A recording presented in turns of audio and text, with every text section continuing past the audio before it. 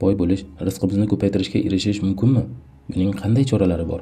Alloh tomonidan beriladigan rizqni ko'paytirish omillari haqida bayon qiluvchi Rizqni ko'paytirishning 35 siri nomli kitobning mazmunini 10 daqiqada bilib oling. Rizq bu Alloh taolo jonzotlarga foydalanish uchun bergan moddiy va ma'naviy ne'matlarning barchasidir.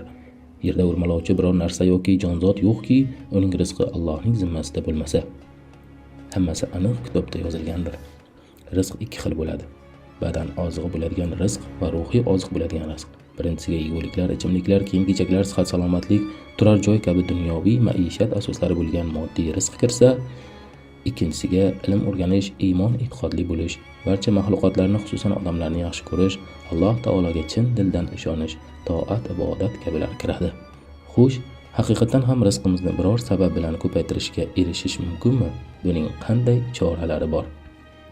Birinchi, tavba qilish. Rizqimiz butun, dunyo va oxirat nasibamiz ulug' bo'lishi uchun avvalo bizni halokatga yetaklovchi, bandalik sha'nimizni tushiradigan gunoh ma'siyatlardan poklanmog'imiz lozim. Gunoh ma'siyatlar rizq yo'lida to'siq bo'lib qoladi. Tavbaning haqiqiy bo'lishi uchun gunoh qilishdan darhol to'xtash, astoydil pushaymon bo'lish, qayta qilmaslikka qat'iy azm qaror qilish va agar qilgan ishi odamlar haqqiga xiyonat qilish bilan bog'liq bo'lsa, unda ulardan rozilik so'rab haqlarini joyiga qo'yish darkor bo'ladi. Ikkinchi, gunoh ishlarni tark etib dinda sobit qadam bo'lish. Gunoh ishdan tiyilish orqali Allohning amriga ibodat etib, savobga ham erishiladi. Dinda ustuvor bo'lish orqali esa har xil nafsoniy talablarga ergashib ketish, gunohlar botqog'iga botishdan saqlanadi. Aynan mana shu bandaning rizqi ko'payishiga olib keladi. Uchinchi, istig'for aytishni ko'paytirish. Istig'for mag'firat so'rash demakdir. Kim doim istig'for aytib yursa, Allohning barcha g'amlarini xursandchilikka aylantiradi va har qanday qiyinchilikdan chiqish yo'lini ko'rsatadi hamda uni o'ylamagan tomonidan rizqlantiradi. To'rtinchi, chiroyli taqvo qilish. Juda ko'pchilik taqvoni Allohdan qo'rqish deb tushunadilar. Aslida taqvo himoyalanish degani. Allohni darg'azab qilishdan, gunoh bilan uning g'azabiga duchor bo'lib qolishdan o'zimizni himoyalashimiz lozim.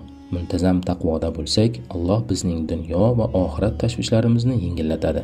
Tang ahvoldan qutqarib, moddiy rizq tashvishidan xalos etadi. 5. Amallarda ixlosli bo'lish.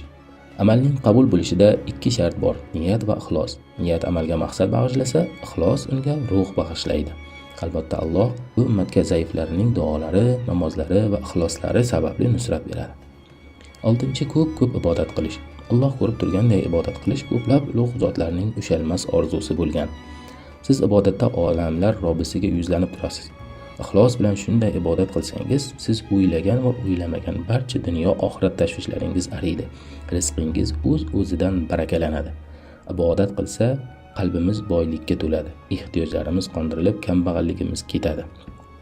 7. Shariat ahkomlariga bo'ysunish. Halol va harom, qilish va qilmaslik kabi shariat amirlarini to'liq ado etish bizni yaratganga yaqinlashtiradi. Yaratganni rozi qilish orqali u bizni hech kutmagan joydan rizqlantiradi. 8. Haromdan saqlanish maqsadida oila qurish. Bu bilan inson o'zidan halol yo'l bilan nasl qoldirish, iffatini saqlash, zino balosidan saqlanish kabi muhim maqsadlarni bajargan bo'ladi. Bularni bajarish bilan uning rizqiga ham baraka kiradi. Zero hadis sharifda rizqni nikohlanish bilan talab qilinglar deyilgan. Demak, nikoh baraka omili ekan. Oila qurish orqali ayoli farzandining rizqlarini otasining kasb-koriga baraka bo'lib kiradi. Alloh farzandlari rizqini ota orqali yetkazadi. 9. Silai rahim, ya'ni qarindosh urug'chilik aloqalarini bog'lash. Hadisda kimni rizqi keng bo'lishi va umri uzoq bo'lishini xohlasa, qarindoshchilik aloqalarini bog'lasin deyilgan. 10. Ahli oilasini namoz o'qishga undash. Agar namozni qoyim qilsangiz, o'ylamagan tarafingizdan rizqlanasiz. Rizq masalasidagi g'am tashvishlarni bir chetga qo'yib, o'z oliy bandalik burchimiz bo'lmish namoz o'qish va yaqinlarimizga ham o'qishlari uchun jonkuyarlik qilish rizqimizning g'oyibdan mo'l-ko'l bo'lishiga sabab bo'ladi. 11. Haj va umrani ketma-ket ado etish. Ya'ni haj va umrani ketma-ket, ya'ni bir mavsumda yoki oradan vaqt o'tib bo'lsa ham ado etish faqirlikning arishi va gunohlarning kechirilishiga sabab bo'lar ekan. 12. Ko'proq shukr qilish. Yaxshilik ketganda ham, yomonlik ketganda ham shukr qilish zarur. Insonga yaxshilik ketganda shukr qilish, minnatdorchilik, insoflik, insoniylik bo'lib, yaxshilik zanjiri kabi davom etaveradi. Chunki shukr ne'matni ziyoda qiladi. Agar yomonlik yetganda shukr qilishlikdagi hikmat shuki, sizga bundan og'irrog'i yetishi yoki sizga unga sabr qilish orqali ulkan ajr savoblarga ega bo'lish imkoni berilmasligi mumkin edi. 13-infoq ehson qilish. Albatta Robbimiz bandalaridan o'zi xohlagan rizqini keng qiladi yoki tang qiladi. Biror narsani muhtojlarga xolis ehson qilsangiz, Alloh uning o'rnini to'ldiradi. 14-tolibi ilmlarga yordam qo'lini cho'zish. Xayr ehson qilishning ham samarali yo'llari bo'lib, qaysi joyga qilishga qarab uning ahamiyati ortib boraveradi. Ilm talabi yo'lida bo'lganlarga nafaqa qilish ana shunday ahamiyatga ega. 2-mingyillikning allomasi Omon Rabboniydan naql qilinishicha, tolibi ilmga qilingan 1 dirhamlik yordam minglab kambag'allarga qilingan million dirhamdan afzaldir deyilgan. 15-musulmonlarning hojatini ravo qilish. Hadisda shunday deyiladi: kim bir mu'mindan dunyoviy bir tashvishni artsa, Alloh undan qiyomat kunidagi tashvishlaridan birini aritadi. Kim bir musulmonning aybini berkitsa, Alloh uning aybini dunyoviy va oxiratda berkitadi. 16-zaif, bechorahvol kimsalarga yaxshilik qilish. Albatta Alloh bu ummatga zaiflarning, ya'ni yosh bolalar, qariyalar, ayollar, bemorlar, nogironlar, moddiy jihatdan qiynalgan bechorahvol kishilar, miskinlarning duolari, namozlari va ixloslari sababli nusrat beradi deyilgan. 17-rostgo'ylik va oshkoralik. Har bir inson yolg'ondan hazar qilib, o'z zarariga bo'lsa-da, rostgo'ylikni yo'lini tutar ekan, rizqi ko'payib, kasb-koriga baraka kiradi. Oldi-sotida sotuvchi va oluvchi rost gapirib, aybini oshkora qilsa, oldi-sotidagilarga baraka ato etiladi. Agar yashirib yolg'on gapirsa, undagi baraka o'chiriladi deyilgan hadisda. 18-ezguliklar diyori sari ko'chish. Aytaylik, siz bir shaharda yashaysiz. Bu yerda yomonlikka yetaklovchi hamtovoqlaringiz emin-erkin ibodat qilishingizga imkon berishmayapti. Siz sof e'tiqodingizni saqlab qolish uchun, yaxshi insonlar uchun boshqa joyga ko'chsangiz, bu tanlovingiz Alloh taoloning va'dasiga mos tushadi. Uning mukofoti Alloh zimmasidadir. 19-qattiq muhtojlik paytida Alloh taolaga suyanish. Kimga muhtojlik yetsa, odamlarga murojaat qilsa, uning muhtojligi aramaydi. Agar Allohga arz qilsa, ko'p o'tmay unga Alloh rizq beradi. 20-Alloh taolo taqsimlagan rizqqa rozi bo'lish. Alloh taolo bandasini bergan narsasi bilan imtihon qiladi. Kimki uning taqsim qilganiga rozi bo'lsa, o'shani unga barakatli va keng qiladi. Kimki rozi bo'lmasa, o'sha narsada unga baraka bermaydi. 21-rizq talabda ter to'kib mehnat qilish. Hatto payg'ambarlar ham biror kasb-hunar bilan shug'ullanib, halol rizq uchun jon kuydirganlar. Birgina misol, Naqshbandiya tariqati shayxlari kasb-hunari bo'lmagan kishilarni muridlikka, shogirdlikka qabul qilmaganlar. 22-Alloh taologa haqiqiy tavakkul qilish. Urug'ini yerga sochib, keyin tavakkul qilganga mutavakkil deyiladi. Shunday ekan, rizq barakatli bo'lishi uchun dastlab halol mehnat qilish, so'ng Allohga suyanish, tavakkul qilish lozim bo'ladi. 23-rizq talabida saharxezlik. Zero payg'ambarimiz doim Allohim ummatimning tong saharini barakali qil deb duo qilar edilar. Erta tongda turmoq barakali va xayrli bo'lib, tan sihatlik, yaxshi kayfiyat, mol davlat, rizq ruz, ilmu amal va boshqa ne'matlarning ziyoda bo'lishiga sabab bo'ladi. 24-doim zikr qilish.